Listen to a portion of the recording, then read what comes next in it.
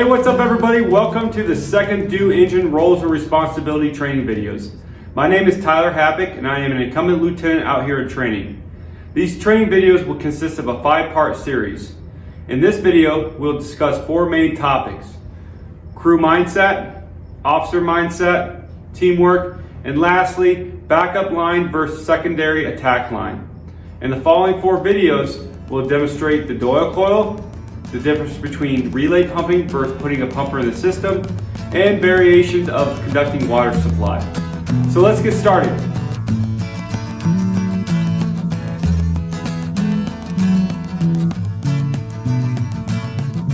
First, I want to talk about crew mindset. As firefighters, we all love to be the first arriving apparatus on a structure fire, especially when it's someone else's district. Having bragging rights among neighboring stations enhances camaraderie and encourages task accomplishments. With that being said, we should never race into the scene to be first in, but we should be driving as quickly as we can while maintaining a balance of urgency and safety. When we are focused on being the first engine on scene, we are not focused on the fundamentals of a tactically sound execution of all objectives. So, who will be the first arriving engine on scene? This answer may not be so simple and may be determined within seconds out from arriving on scene. The first arriving engine's mindset should be determining the incident objectives to achieve the strategic goals by following the standard operating procedures. Among many other functions of command, other considerations on how water supply is getting secured, the size and length of the initial attack line, locating the seat of the fire while finding the quickest access, and protecting path of egress for victims escaping, all in a timely manner, must be expressed. While en route, it has been established that you'll be the second arriving engine on scene. Your mindset must pivot to second due operations, which again could be seconds out from arriving on scene. This pivot consists of securing water supply, supporting first due engine on fire attack, and pulling a backup line or a secondary attack line, depending on the situation and assignments that meet the incident action plan. We must have a playbook of around 5 plays that we can run flawlessly. Audibles can be called, and we must be ready for those as well. Finishing up, crew mindset is your own internal size up. Every crew member should be doing their own size up while actively listening to the first arriving size up. Does your size up match what you heard from them? Have conditions deteriorated? What command mode do they take? Hearing fast attack mode being selected should trigger your mindset to adapt to operating as a 3-person crew, forcing your officer to take command.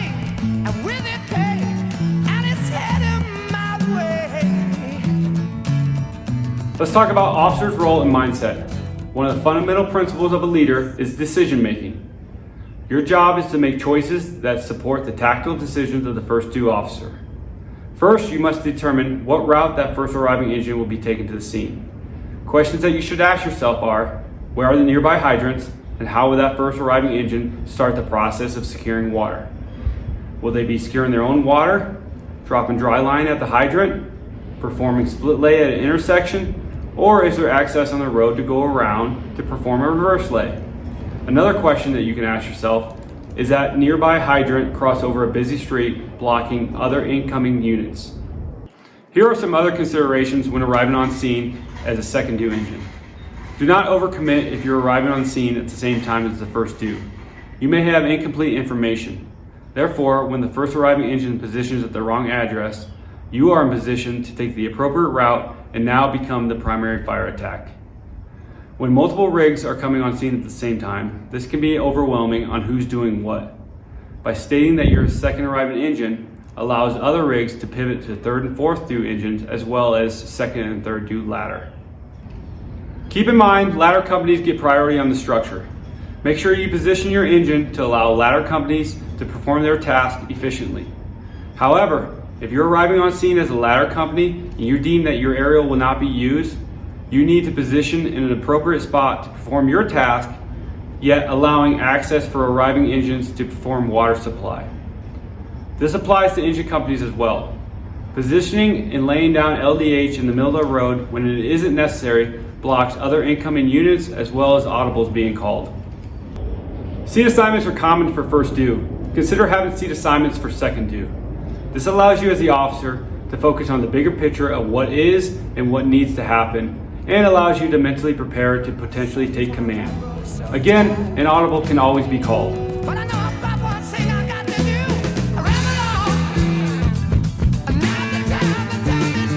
The job of the second arriving engine is to provide the support needed for a successful first due operations. This support is through teamwork that is created through trust. The first arriving engine trusts you to supply a timely and adequate water to the attack pumper, in addition to supporting the advancement of the primary attack line and having a backup line in place for those worst case scenarios. This must be done in the most efficient way possible when you arrive on scene. This takes consistent training, clear communication, and an ability to trust and be trusted. Once your mindset pivots to second due assignments, it's not about your crew getting some, it's about the team, the work and fire response. That's the team. It's about first due assignments and the support for them. Teamwork begins through communicating with your neighboring stations, starting by company officers having conversations about their expectations and go-to plays in their districts. Even better, crews having conversations with other crews over coffee or on good intent calls about second arriving expectations. You may have the best individual firefighters on your crew that can perform all the fireground tasks with perfection. But if those individuals cannot work as a team or decide to perform tasks that do not benefit the team, your company will lose trust. Trust and communication supports teamwork. Teamwork is what stabilizes the incident in the safest manner while reducing the risk of injury and death. Check out this video by Simon Sinek about performance versus trust.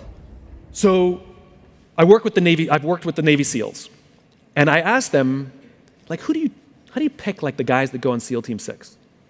Right? Because they're the best, the best, the best, the best. And they drew a graph for me. And on one side, they wrote the word performance, and on the other side, they wrote the word trust. The way they define the terms is performance on the battlefield and performance off the battlefield. So this is your skills. This is, did you make your quarterly earnings, however you want to translate it, right? Performance, it's traditional. This is, how are you off the battlefield? What kind of person are you? The way they put it is, I may trust you with my life, but do I trust you with my money and my wife? They're SEALs. This is what they told me. Nobody wants this person, the low performer of low trust, of course. Of course, everybody wants this person, the high performer of high trust, of course. What they learned is that this person, the high performer of low trust, is a toxic leader and a toxic team member. And they would rather have a medium performer of high trust, sometimes even a low performer of high trust, it's a relative scale, over this person. This is the highest performing organization on the planet, and this person is more important than this person. And the problem in business is we have lopsided metrics. We have 1,000,001 metrics to measure someone's performance and negligible to no metrics to measure someone's trustworthiness. And so what we end up doing is promoting or bonusing toxicity in our businesses, which is bad for the long game because it eventually destroys the whole organization. The irony is it's unbelievably easy to find these people. Go to any team and say, who's the asshole? And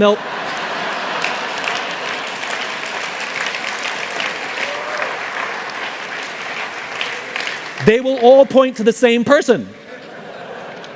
Equally, if you go to any team and say, who do you trust more than anybody else? Who's always got your back? And when the chips are down, they will be there with you. They will also all point to the same person. It's the best gifted natural leader who's creating an environment for everybody else to succeed, and they may not be your most individual highest performer. But that person, you better keep them on your team.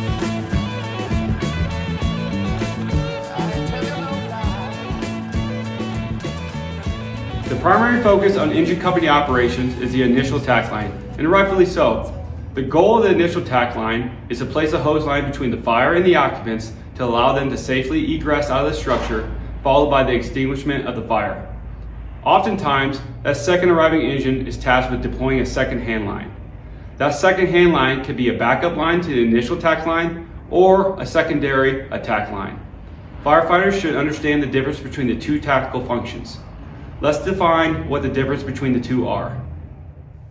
NFPA 1410, Standard on Training for Emergency Scene Operations, has clear definitions for the initial tack line and for attack lines.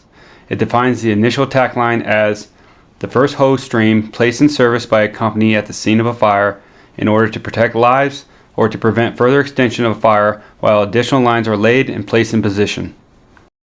NFPA 1410 defines an attack line as a hose line used primarily to apply water directly onto a fire and is operated by a significant number of personnel so that it can be maneuvered effectively and safely. Per NFPA 1410, these are the hose lines that protect lives by defending the means of egress and ultimately applying water to the fire. It defines a backup line as an additional hose line used to reinforce and protect personnel in the event the initial attack line proves inadequate. It's clear by this definition that the backup line's principal goal isn't to apply water to the fire, but instead to support the attack line. The most common use of a second hand line is as a backup line, especially when it comes to single-family dwellings. The mission of the backup line is to support the initial attack line, not to operate alongside of it. All firefighters want to get in the fight and slay that dragon, but when you're assigned to the backup line, you must control that urge and maintain discipline of your responsibilities on the mission of supporting an initial attack line. One problem that tends to arise, and we've all seen it, is a piling in of firefighters in a small area that disrupts the advancement of the initial attack line. This creates a lack of forward progress to the seat of the fire and can cause a detrimental effect on the overall fireground operations. Backup lines provide tactical redundancy. If that primary attack line loses its capability to operate or that fire proves to be too much, that backup line needs to be in close proximity to assist. However, the first priority is getting that initial attack line in place. So if you're walking up to the scene and you're passing the attack pumper, you can easily grab that backup line and bring it up to the scene. Or you can have the hydrant firefighter deploy that line after completing the hydrant duties.